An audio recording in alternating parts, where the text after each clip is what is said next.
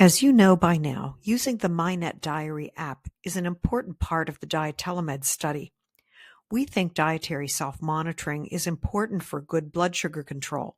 So let's take a look at how to connect the dietary recommendations you got at the beginning of the study with what we discussed today, and how you can use the MyNet Diary app to make good dietary decisions.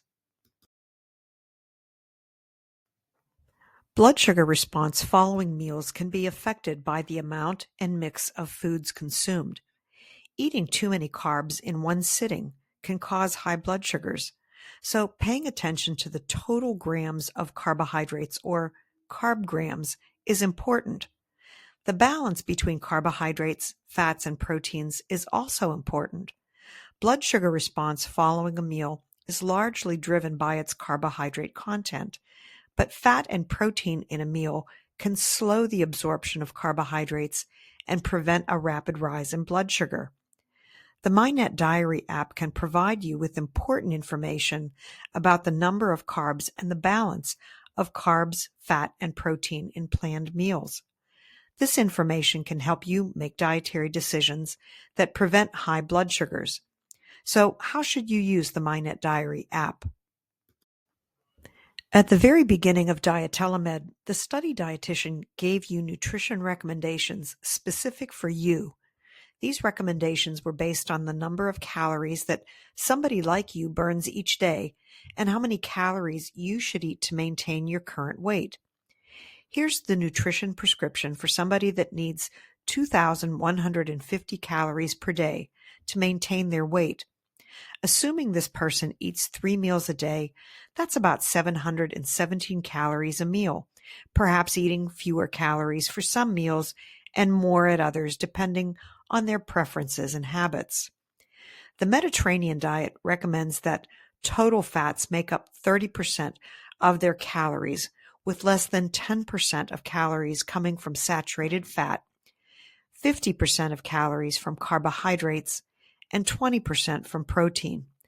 From this, we calculate grams for total fat, saturated fat, carbs, and protein that should be eaten throughout the day, as well as for any one meal. Let's see how a person could use the MyNet Diary app to see how well their diet matches their prescription.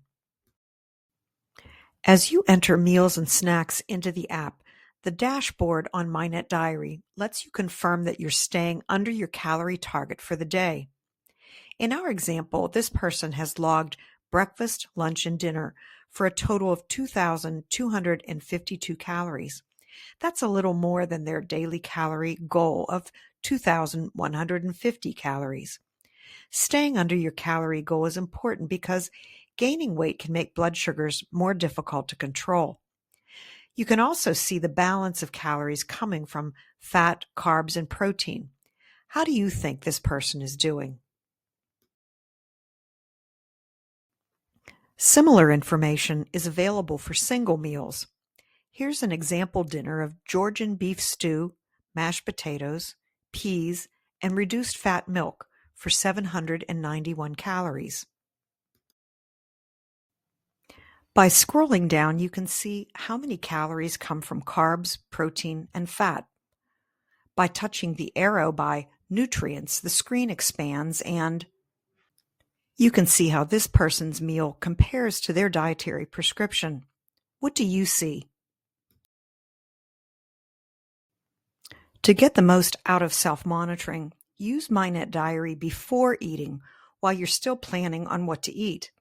Use the feedback from the app to make different choices when necessary, such as reducing carbohydrates or increasing fats or proteins to match your prescription. If you checked your blood sugar after a meal and found that it was normal, you may have discovered a good meal for you. If it was high, look for changes that you might want to make for next time. Finally, you're not going to make sense of all this overnight. It takes a while to develop an understanding of what you're eating and how your diet affects your blood sugar. So give yourself time.